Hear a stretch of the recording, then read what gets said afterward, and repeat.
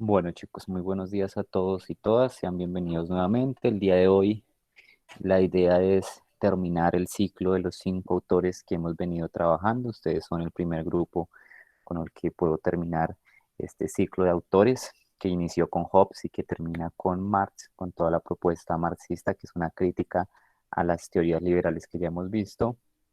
La idea es hacerlo pues de una forma muy rápida para los que seleccionaron Mars, pues tengan más elementos de juicio a la hora de producir su ensayo y dejarles pues la otra hora para que puedan seguir avanzando en la construcción de ese ensayo que es para el próximo lunes, según lo habíamos acordado. ¿Listo? Pues obviamente si al final hay preguntas, pues también resolverlas. Permítanme, les comparto la pantalla. Listo. Entonces, el ciclo de autores se nos cierra con este personaje que ustedes van a ver a continuación y que propone una crítica a la teoría contractualista liberal. Ya vimos que los autores trabajados anteriormente son autores que se podrían enmarcar dentro del concepto del contractualismo, es decir, aquellos autores que explican el origen del Estado a partir de la metáfora del contrato, y también autores de una vertiente liberal, es decir, de una vertiente de configuración eh, del Estado moderno, de configuración de pesos y contrapesos en las democracias, configuradores también del concepto mismo de democracia, de voluntad general, de soberanía, de división de poderes, de, del derecho de asociación, derecho a la seguridad, etcétera. ¿Listo? Eso es como lo que tienen en común los anteriores autores, que también en últimas terminan siendo autores con una visión romántica del Estado, ¿no? Un poco Hobbes se aparta de esa visión, pero en general los cuatro tienen una visión romántica del Estado, y cuando digo romántica me estoy refiriendo a una visión positiva del Estado, es decir, ven el Estado como un instrumento capaz de garantizar el orden, la seguridad y la armonía de las personas miembros de ese Estado, las personas que deciden configurar ese Estado. Incluso Hobbes también, ¿no? Hobbes también reconoce que el Estado es una herramienta importante a la hora de calmar las pasiones negativas de las personas, de evitar la guerra civil y de configurar pues ese leviatán que nos va a controlar y que además nos va a brindar la vida y la seguridad. ¿Sí? Entonces digamos que todos esos cuatro autores tienen en común esa perspectiva romántica en torno al Estado. Ya mucho más Rousseau y Montesquieu cuando afirman que el Estado es la expresión de esa voluntad general, y Maquiavelo incluso cuando nos habla de esa virtud colectiva que se genera tras la suma de esas virtudes individuales, ¿no? En la configuración de ese Estado. Pues bien, hoy vamos a, hoy vamos a hacer una crítica a esa posición, bien, una crítica a partir de lo que propone este señor Carlos Marx. Yo me imagino que ustedes ya habrán tenido la posibilidad de leerlo o de acercarse someramente a él en su clase de filosofía, y si no, pues seguramente lo harán pronto. Y es muy importante, tal vez el filósofo más importante eh, del siglo XIX. Porque es importante porque propone toda una crítica a la economía política. Y cuando hablo de economía política, hablo evidentemente de las relaciones sociales de producción que están derivadas de unos factores de producción. ¿Listo? Unas relaciones sociales de producción derivadas de un aparataje económico, de un aparato, de una forma organizativa de producción. Eso lo vamos a ver con más calmita. Bueno, primero que todo, ¿quién es este tipo? Fue un filósofo, economista, sociólogo, periodista, militante comunista prusiano, es decir, alemán, de origen judío. Es reconocida su vasta influencia en diferentes campos de la filosofía, de la historia, de la ciencia política, sobre todo después de la escritura pues del manifiesto del Partido Comunista, que fue un pequeño texto que ustedes también tenían a disposición para la lectura, para las personas que lo hubieran escogido. También escribió El Capital, que es esa gran obra de crítica hacia el capitalismo, y el 18 Brumario también. El texto que ustedes tenían para la lectura, ese era muy corto, realmente en total era 30 páginas, pero si uno descuenta el prólogo a las distintas ediciones que hace Engels, pues en últimas pues nos van a dar cerca de 20 páginas tal vez de lectura. Permítanme, cierro aquí el WhatsApp que está sonando mucho. Listo. Les daba como 20 páginas de lectura, es un texto muy ameno, muy fácil de leer, muy rico también, porque en últimas es una propuesta de acción política, ¿no? Es tal vez un panfleto porque es una propaganda publicitaria en últimas. El manifiesto del Partido Comunista fue encargado por la Liga de los Comunistas en Europa a estos dos señores, a Marx y a Engels, y ellos lo escribieron precisamente para condensar lo que era la propuesta política de los comunistas en Europa en ese momento. Eh, ¿Qué propone Marx? No solamente en el manifiesto, sino también en toda su obra. Pues lo que él dice es que hay que reconocer que la sociedad, digamos, el fundamento de la sociedad no es político, sino que es económico. O sea, de ahí parte el análisis marxista, que es un análisis materialista de la sociedad. El fundamento de la sociedad es económico, no es político. Entonces aquí ya podemos ir encontrando diferencias, ¿no? Fundamento de la sociedad no es que unas personas se sentaron a negociar un contrato y que fruto de eso se originó el Estado, sino que el fundamento de la sociedad es que hay unas relaciones de producción y esas relaciones de producción derivan en una organización social. El tipo de producción de una sociedad deriva su organización social y política. Entonces Marx como que invierte la fórmula, no es lo político lo que deriva en lo económico, sino que es lo económico lo que deriva en lo político. Entonces para él lo más importante es el fondo económico, la forma organizativa de producción de una sociedad determinada. Y de ahí arranca su análisis. Lo que él dice es que una sociedad no se puede reproducir si no reproduce las condiciones sociales de producción que le permitan subsistir. En este caso, pues nos habla específicamente del capitalismo. Cómo el capitalismo reproduce también las mismas lógicas que le permiten continuar existiendo. De ahí nos habla entonces, no los quiero enredar mucho con esta situación, pero lo que él nos dice es que hay estructuras y superestructuras, ¿sí? Entonces, cuando hablamos de una estructura, es efectivamente la estructura económica, hagan de cuenta como un edificio, ¿no? Como una edificación. La estructura, evidentemente, son las columnas, son los cimientos, y a eso él le va a llamar las relaciones de producción, ¿sí? Las relaciones sociales de producción. Y sobre esa estructura, pues se va a montar el edificio. Ya todo el edificio es como tal toda la organización social. Por eso para él la base y el fundamento de toda propuesta de análisis de la sociedad se fundamenta en qué modo de producción tiene esa determinada sociedad y a partir de ahí pues arranca el resto. Del modo de producción de una sociedad se puede desprender su normatividad jurídica, sus leyes, su forma de educación, su forma de relacionarse con la naturaleza, por ejemplo. No en vano también algunos análisis marxistas posteriores manifiestan que, por ejemplo, la escuela es un instrumento de esa superestructura que lo que hace es reproducir el capital. Y ustedes podrían hacer un análisis muy interesante a partir de cómo está configurada la escuela y cómo la escuela contribuye efectivamente al desarrollo del capitalismo, porque la escuela, como está hoy en día planeada, y cómo se ejecuta efectivamente en las aulas, pues no le permite al estudiante pensar, sino que lo que nos interesa a nosotros, cuando digo nosotros hablo del sistema educativo, es formar obreros, ¿sí? Formar trabajadores, formar buenos empleados. ¿Para qué? Para que salgan y se puedan vincular al mercado laboral. En últimas, necesitamos obreros que salgan y se vinculen al sistema capitalista. Aquí no necesitamos gente ni pensante, no necesitamos gente crítica, no necesitamos gente que salga a proponer reformas estructurales del aparataje productivo. No, eso no nos interesa. La escuela está es para formar buenos obreros. No en vano ustedes salen con un técnico, ¿cierto? ¿Cuál es la función de los técnicos en los colegios? ¿Cuál será? Pues efectivamente que ustedes puedan vincularse mucho más rápido al mercado laboral. ¿Listo? Entonces miren que desde ahí, por ejemplo, si analizamos una perspectiva marxista, podríamos decir incluso que la escuela está reproduciendo unas lógicas de producción de un tipo de producción económica determinado, que es la producción económica capitalista. Bien. Y hay otras formas de superestructura, ¿no? La religión también, las formas, en general las relaciones sociales se derivan de ese aparataje económico. Pero lo que dice Marx es que en el fondo lo que importa, o no tanto lo que importa, sino el fundamento, el sustento de todo tipo de organización social está en el modo de producción de esa sociedad. ¿Listo? Entonces nos invierte la lógica. No es lo político lo primero, sino lo económico. Ahora bien, vamos ahora sí al manifiesto del Partido Comunista, que nos dice ahí el señor Marx. Lo que nos dice él es que, bueno, los filósofos, sí, muy chévere el trabajo de los filósofos, muy bacano todo lo que han hecho y todo lo que han propuesto, pero no ha servido de nada, ¿sí?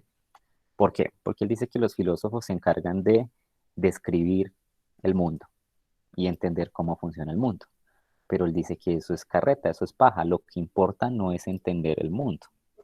O bueno, eso es valioso, es importante, digámoslo, listo, hay que hacerlo, pero no nos podemos quedar ahí. Lo importante es transformar el mundo. No nos sirve de nada si solamente nos sentamos a pensar en el mundo, a reflexionar y como, ay, sí, listo, ya lo entiendo. No, hombre, hay que transformarlo, hay que cambiarlo, hay que modificar esas estructuras que consideramos injustas para crear otro tipo de sociedad. Entonces, lo que él dice es eso. Los filósofos se han encargado de describir y entender el mundo, pero de lo que se trata es de transformarlo efectivamente, que las prácticas se transformen. Y para eso, pues lanza, digamos, toda su propuesta. Para Marx y Engels, la historia de la humanidad es una historia de la lucha de clases. Aquí entramos en el terreno de lo que se denomina el materialismo histórico, y es que la sociedad es producto de una confrontación entre diferentes clases sociales, ¿sí? Incluso en el texto del manifiesto del Partido Comunista nos habla de una división histórica, por ejemplo, entre amos y esclavos, entre patricios y plebeyos, entre señores esclavos, perdón, señores feudales y vasallos, burgueses y proletarios. Hay una división de clases sociales entre quien tiene el poder y quien es dominado por ese poder. Y las formas de dominación, pues evidentemente van cambiando históricamente según las dinámicas sociales. En conclusión, tenemos una relación de opresores, que es la gente que está arriba, y los oprimidos, los que están dominados. Y esa confrontación de clases históricas está presente en toda la historia de la humanidad, y él lo relata así en el manifiesto del Partido Comunista. Ahora bien, cuando nos entra a hablar de la sociedad burguesa, él nos dice que la sociedad burguesa es revolucionaria. ¿Por qué? Porque ha cambiado sustancialmente las estructuras económicas que la antecedieron.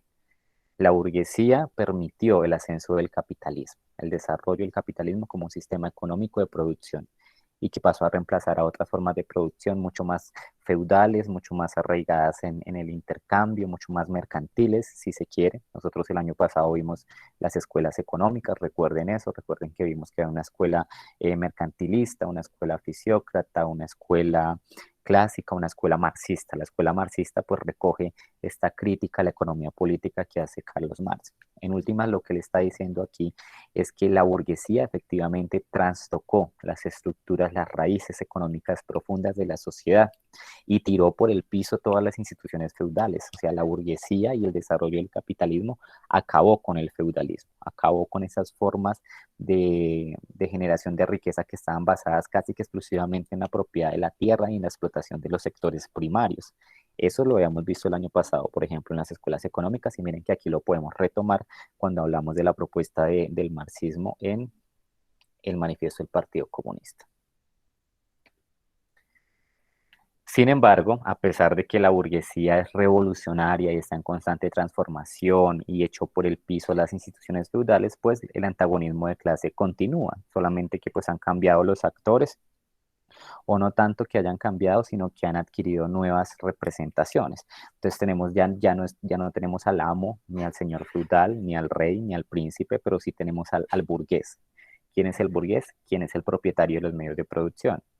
Y el proletario, que sería el obrero, el asalariado, el trabajador, el campesino, ¿listo? Que es la persona que está siendo oprimida ahí. Entonces siempre está esa relación dicotómica o dialéctica entre dos clases sociales. Estas nuevas clases surgen de procesos históricos amplios, donde se supera ese régimen feudal y miren que pasamos a un régimen industrial. Eso está acompañado evidentemente de la revolución industrial, también de revoluciones políticas, porque la burguesía también llevó a cabo la revolución francesa, la revolución de independencia de los Estados Unidos, en Inglaterra se dio todo el proceso de la revolución gloriosa, etcétera. Bien, entonces tenemos dos procesos, un proceso económico, que es la transformación de un régimen feudal en un régimen industrial y el nacimiento del capitalismo, y un régimen político de consolidación incluso de procesos democráticos. Por eso es que la democracia está íntimamente ligada con el capitalismo también, ¿no? Y uno podría hacer una crítica al sistema político democrático desde esta posición marxista también.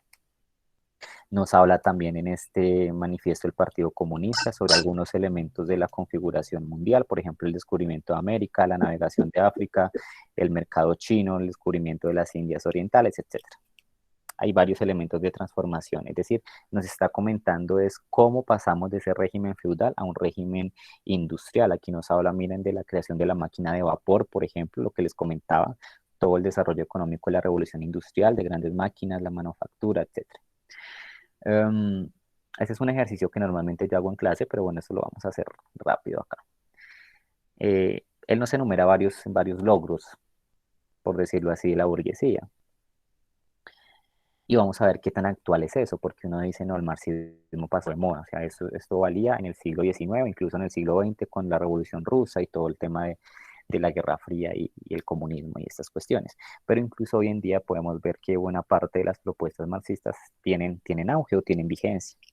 Por ejemplo, el marxismo decía que uno de los logros de la burguesía era haber creado un mercado mundial propiamente dicho. Imagínense, esto lo hicieron en el siglo XIX y hoy en día, siglo XXI, todavía estamos hablando de globalización.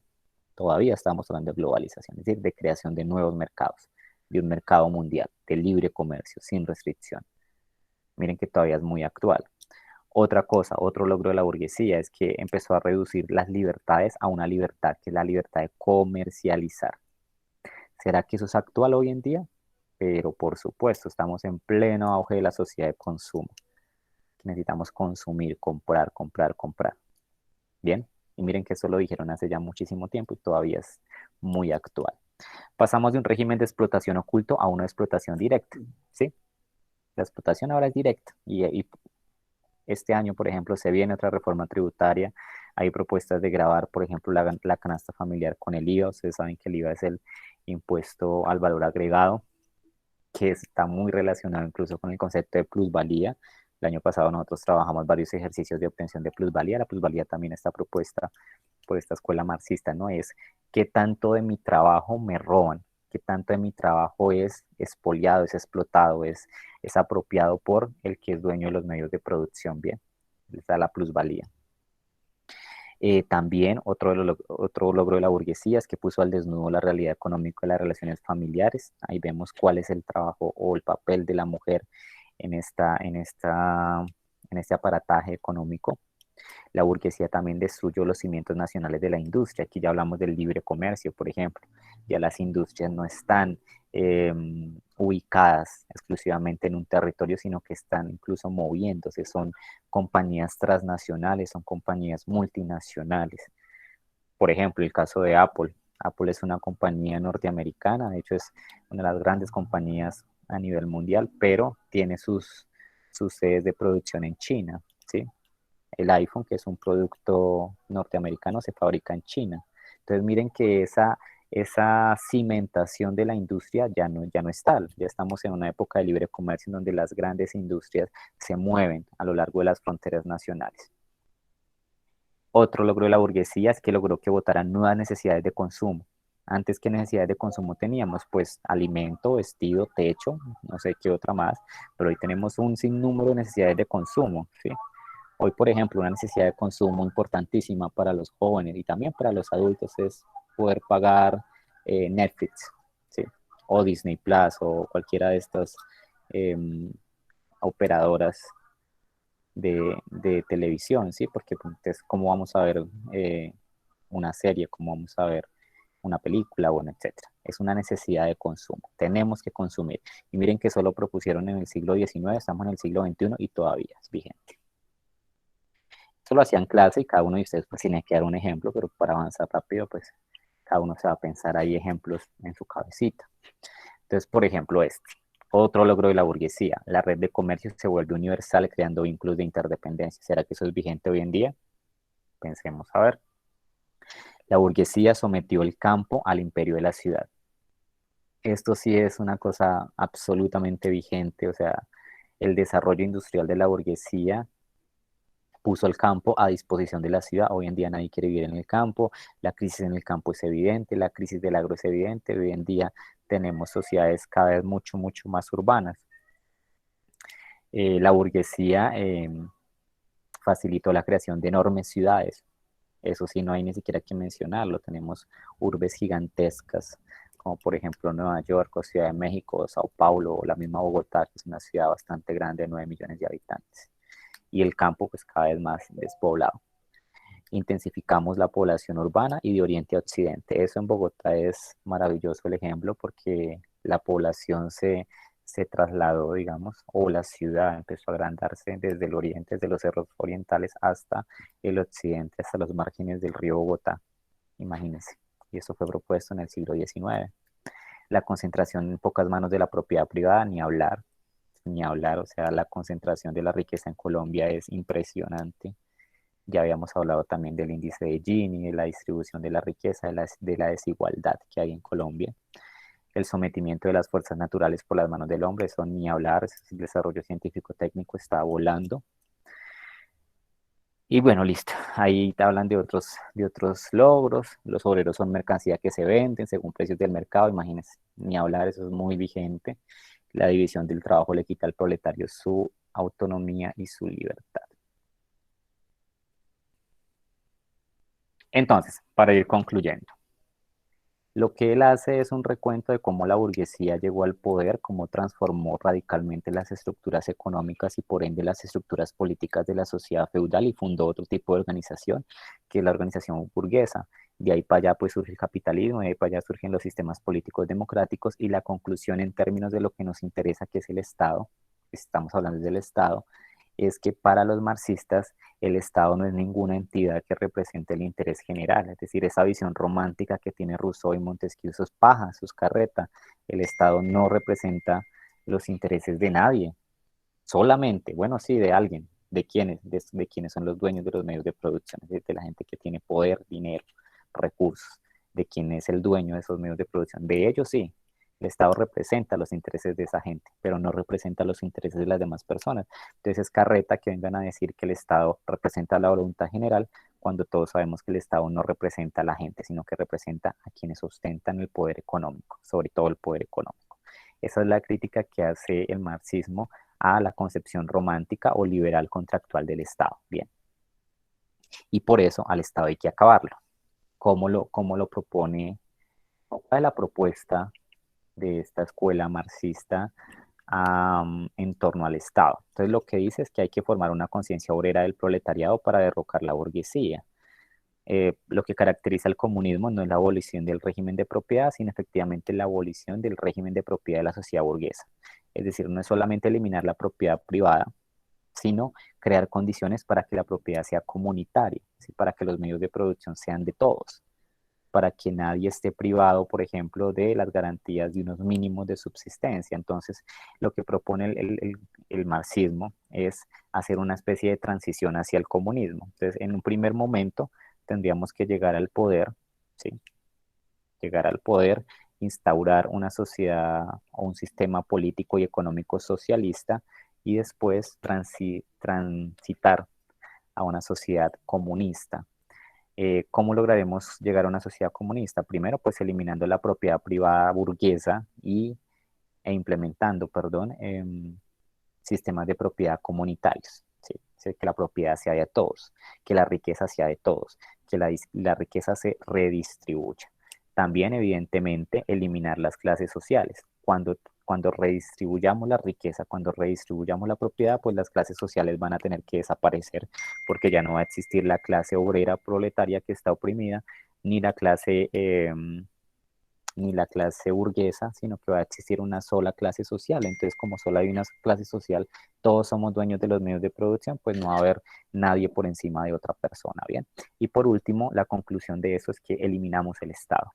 O sea, la propuesta última del marxismo es eliminar el Estado, porque el Estado es una herramienta de opresión, es una herramienta de dominación, es una herramienta que solamente busca o protege los intereses de la clase dominante, pero no del resto de la población. Por ende, el Estado hay que eliminarlo y hay que configurar otros tipos de organizaciones políticas, porque como yo les había mencionado al inicio de todo este primer periodo, el Estado pues no es la organización que siempre ha estado. Antes del Estado hubo otras formas de organización y posiblemente después del Estado haya otras. Entonces, esa es la propuesta del marxismo, como destruir esta vaina que no sirve para nada, sino que solamente está privilegiando los intereses de unos pocos y crear otro tipo de organización en donde la propiedad sea de todos y no haya propiedad privada burguesa. Bien, ¿hasta ahí alguna pregunta?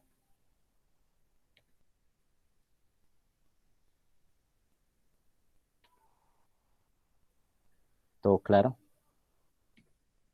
¿Claro como el agua?